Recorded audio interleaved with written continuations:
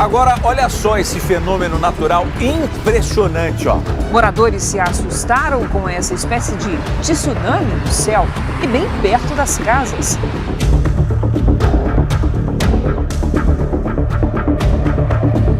As Sagradas Escrituras declaram que a criação proclama a glória de Deus.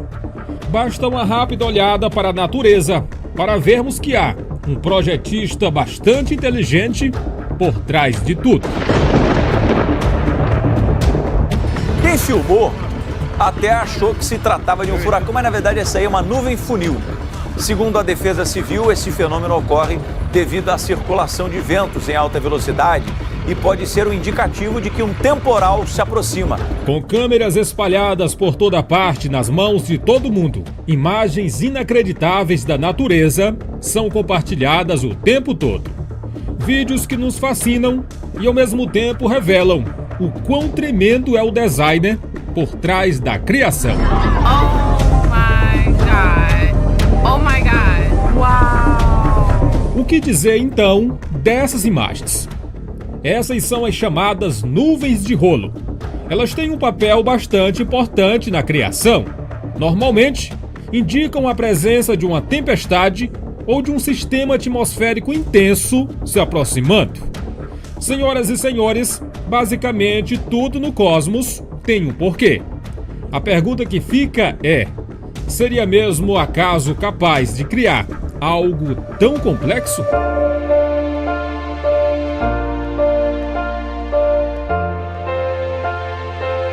A gente usa 26 músculos da nossa face para sorrir. E qual é a vantagem evolutiva do sorriso? Você acha que um bicho vai te comer? Não. Só pra relação interhumana. Entre a gente. A gente chora. Chora? O único animal que chora são os humanos. A nossa lágrima do choro é igual à lágrima que lubrifica os nossos olhos? Não sei, não é? Não. É diferente? É totalmente diferente a composição. Ah, é? Quando você chora, você elimina 3 tipos de moléculas que causam estresse, depressão e dor. Uma liberação daquilo. E a gente só humano que chora, chimpanzé não chora, chimpanzé não sorri. O fato é que em cada coisa criada, Deus colocou algo que ninguém pode explicar. A mente humana, de alguma forma, é inclinada a pensar no espiritual.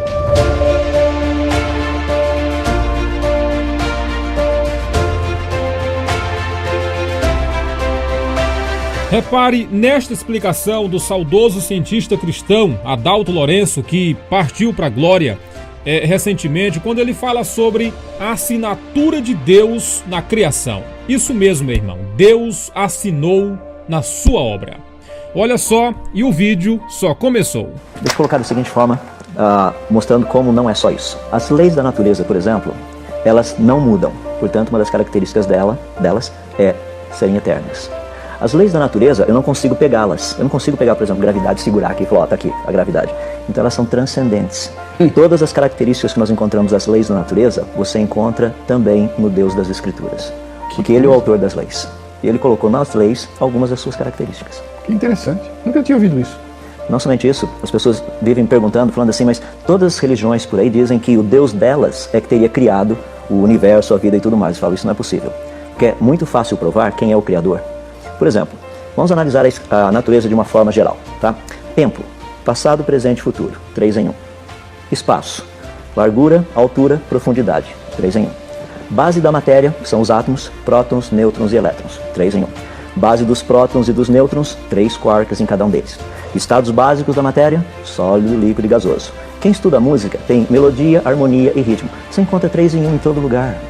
De onde vem a ideia de 3 em 1? Porque o Deus das Escrituras, o Criador verdadeiro, deixou a sua assinatura na criação.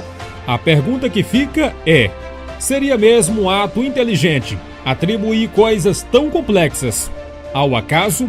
Não seria um ato de tremenda loucura mergulhar no ateísmo diante de tantas provas?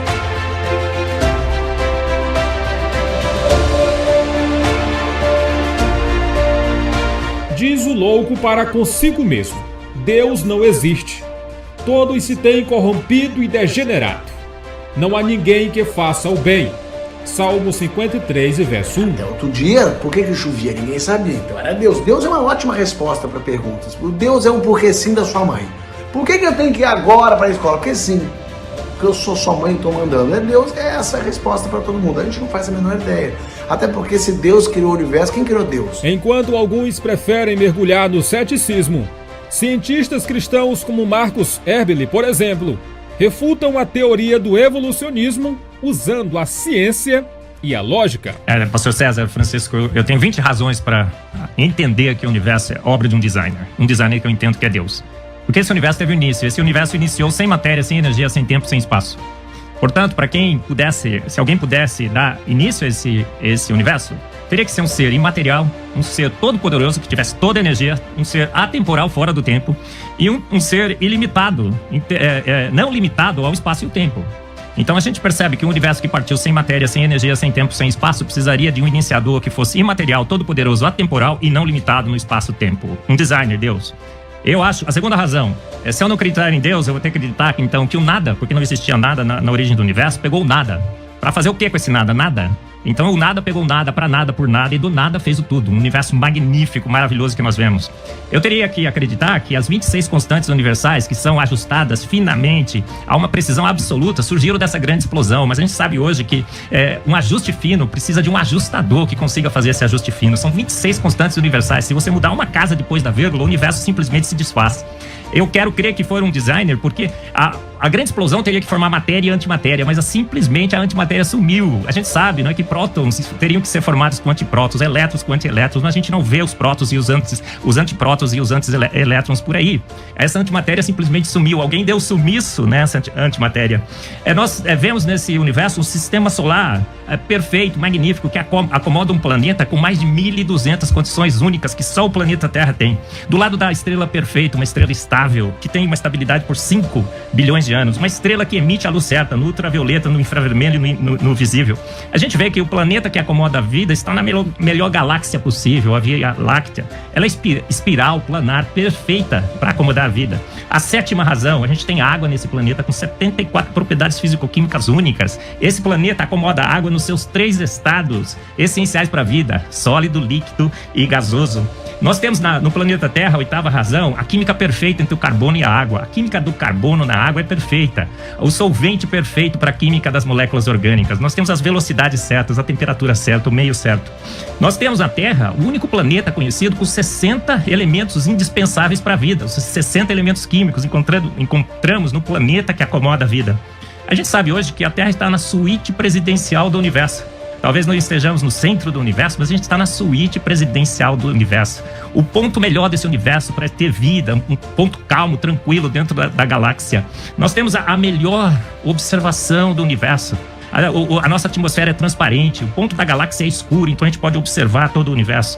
Nós temos a 11ª razão, os guardiões interplanetários que nos protegem de asteroides e cometas que poderiam se chocar com o planeta Terra. Nós temos uma Terra rodando 24 horas, perfeita, inclinada em 23,5 graus, criando as marés, as estações. Nós temos uma Lua perfeita no tamanho certo, na distância certa, na massa certa, que cria essas marés. A gente tem a atmosfera perfeita no planeta Terra, nitrogênio e oxigênio, na razão de 3:1.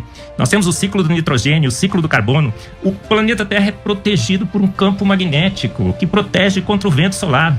A 16ª razão, nós temos as eclipses solares perfeitas. Nós temos uma uniformidade da temperatura do universo, 2,7 Celsius, Kelvin. Isso não faz sentido. A luz não poderia ter viajado nos extremos desse universo para homogeneizar a temperatura. Se eu não creio que foi um designer, eu vou ter que crer na teoria da inflação, que é um segundo milagre mais milagroso do que o próprio Big Bang. As estrelas são todas coloridas, emitem no colorido.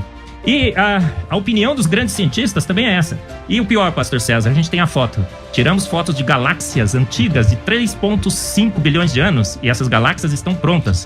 Então a gente tem uma prova definitiva de que o universo foi feito pronto. Glória a Deus, aleluia, meu irmão. É por isso que naquele grande dia ninguém será tido por inocente por Deus. Porque a natureza, ela tá pregando. Tem gente que nunca leu a Bíblia, não sabe ler, não é verdade? Não teve tantas oportunidades para conhecer o Evangelho, mas a natureza, ela tá pregando. É claro que Deus, ele se revela através da sua palavra, é um fato. Mas a natureza proclama.